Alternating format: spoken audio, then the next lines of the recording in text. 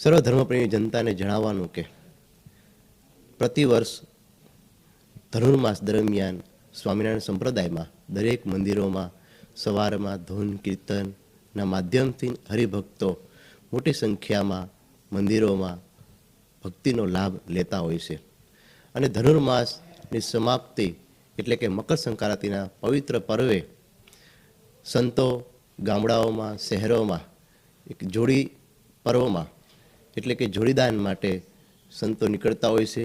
હરિભક્તો મુમુક્ષુઓ ધર્મપ્રેમીઓ સંતોને જોડીમાં ઘઉં ચોખા આદિ અનાજનું દાન કરતા હોય છે.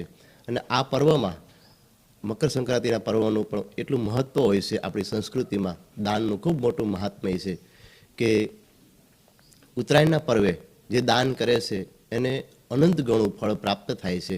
જેમાં ગાયોને ઘાસચારાની પણ સેવા ઘણા ભક્તો કરતા હોય છે. તો આ વર્ષે પણ અમે સંતો ધ્રાંગધ્રા આજુબાજુના વિસ્તારના ગામડાઓમાં 10-12 સંતો જોડી માટે નીકળ્યા હતા.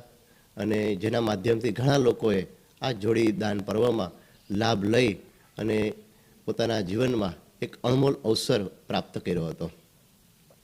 ભગવાન સ્વામિનારાયણે પણ ધોલેરામાં અદ્ભુતાનંદ સ્વામી આદિક સંતો પાસે સૌ પ્રથમ જોડીદાનની શુભ શરૂઆત મહારાજે કરેલી. સંતોને જોડી માટે ત્યાં મોકલેલા એ પરંપરાને કાયમ માટે અનુસરી અને સ્વામિનારાયણ સંપ્રદાયમાં પણ ઘણા સંતો ઠેર ઠેર જોડી સ્વીકારવા માટે થઈ અને જતા હોય છે. જય સ્વામિનારાયણ. મકર સંક્રાંતિનું આ પરંપરાગત વાલા ભક્તો એટલું બધું મહત્ત્વ છે કે આ દિવસે તો સાધુ સંતોને દાન કરવાથી અનંતભરનું પુણ્ય મળે છે. હું ભેચડા ગામનો રહેવાસી હું અને સંસ્કારધામ ગુરુકુળથી જેમ પૂર્વે મોટા સંતોની પરંપરા હતી કે ઘરે જઈને દાન પુણ્ય લેવું, એવી રીતે આજે અમારા ગામની અંદર સંતો વધાર્યા. મેં યથાશક્તિએ મેં એમાં દાન આપ્યું છે.